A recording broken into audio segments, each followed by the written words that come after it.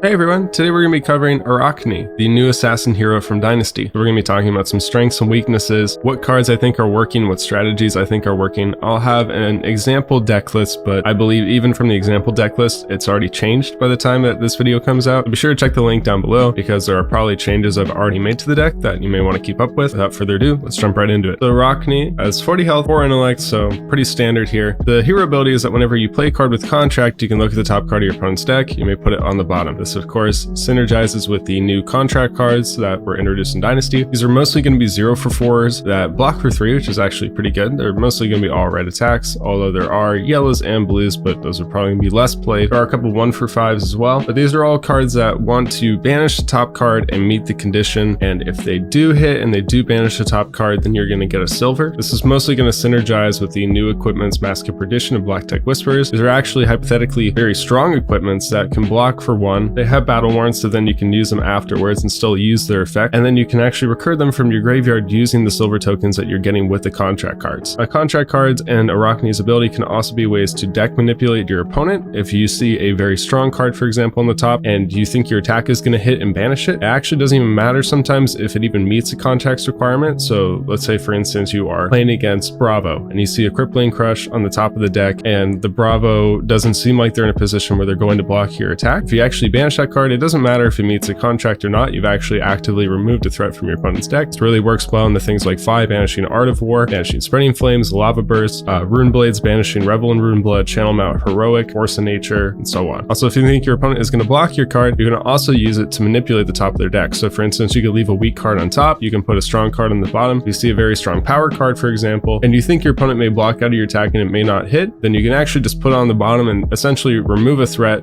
temporarily from their deck. So there's a lot of strength and really annoying gameplay, honestly, with Arakni's ability. I think this is a very strong mechanic because it messes with the pitch stack, it messes with your opponent's information on their deck. They may be waiting to see the third copy of something as they're going through, but they didn't know that you bottomed it 5 turns ago. So there's pretty much no way to actually actively track your pitch stack and have it be accurate against Arakni. So it really takes out a pillar of what's considered to be like a really strong fundamental in Flesh and Blood. So I think naturally that makes the ability very strong. Constant banishing of cards actually does add up over time, and that's what leads me to believe that Arakni is more of a defensive fatigue style deck. You can run aggressive cards like Nimbalism, Flock of the Featherwalkers, Captain's Call, Razor Reflex. You can even run the good generic 0 for 4, so like Ravenous Rabble, Scar for Scar, and Snatch. But the issue is that all of Arakni's cards that are 0 for 4s are not really good enough to keep up with any of that. You're going to get outpaced by every single aggro deck outside of maybe Leave No Witnesses and Surgical Extraction. You don't actually have an on hit that really matters enough to keep up with the value that's being generated from other aggro decks that also have 0 for 4s.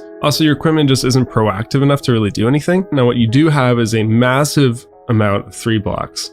All the Assassin's cards blocks for 3. Very grindy weapon that worked very well in the late game. Reminds me of a Kodachi lock, for instance, just dealing 1 damage at the end game. Also means your opponent can't really use armor that efficiently against it unless they use an entire 2 block to cover it because of the piercing.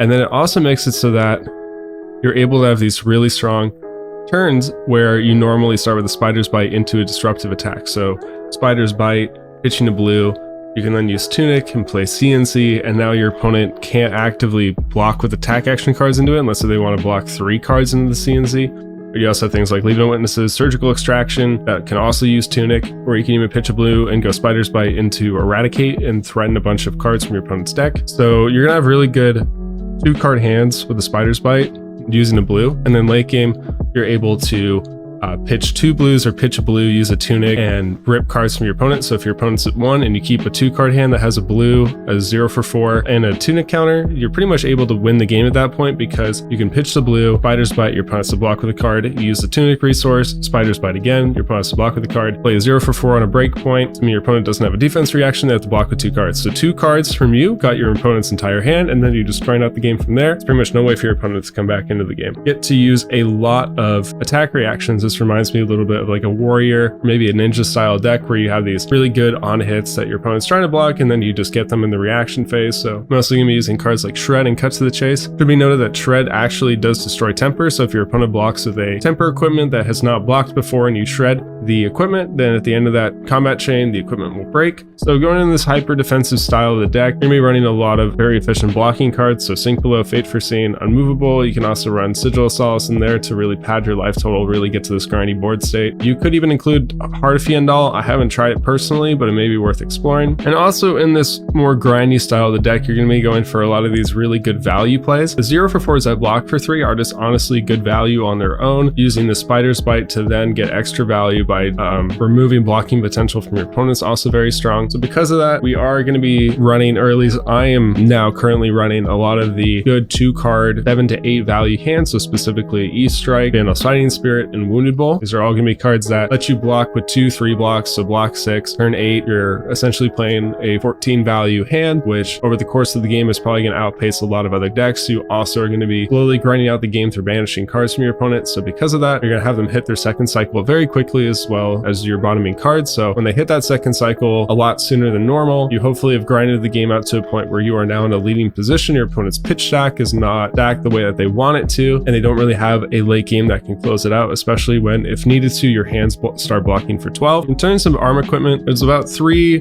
good options currently. You have Goliath Gauntlet, which can buff CNC, especially after a Spider's Bite, which is pretty much guaranteed to knock your opponent's arsenal out. You can also put it on Surgical Extraction coming in for 6. You can also use it on any of the value cards, so like Fighting Spirit or Wounded Bull. The issue is that outside of that, you don't really have any good targets. Cracker Jacks is another card you could run in that. The main reason why is because it puts cards like Leave No Witnesses and Surgical Extraction at 5, which puts it out of just a single D-React. Because that can be one problem, is that your opponent just plays one D-React into these cards and it's just an easy block for them. So that can be one way to push those over. It also has a target on every card in the deck and still puts CNC on a breakpoint at 7. That's another consideration. If you like the more defensive style deck, you could also try running Iron Rot Gauntlet or Ironhide Gauntlet and use the Tunic resource, as a lot of times in this deck the Tunic resource does sit around longer than it probably should. So you might want to be looking for more active ways to use that Tunic resource. So Ironhide Gauntlet or Oasis Respite could be 2 examples of how to use it efficiently. An untested card that I'm interested in trying out in the future but haven't really found a spot for it yet is Cash In. Obviously the amount of silver you're generating, it seems like it'd be very strong. I just don't really know exactly what to do with the card. You don't really have a lot of access to get Go Again, and your bigger hands don't do as much as your smaller hands. So there's not much of a reason to be getting so many cards in a turn, unless if maybe you're trying a more aggressive style of Arakni where you are mixing generic 0/3s and 0/4s along with the 0/4s in the assassin class. I did experiment with cutting Annihilate the Armed for the better 2-card 8 hands. I didn't really feel like I liked the 0/5s as much because they really were pretty bad to play outside of a 2-card hand with a blue or using your Tunic resource. I like just being able to block for 9 and return with a 0/4, or potentially keeping a 2-card hand that comes in for 8.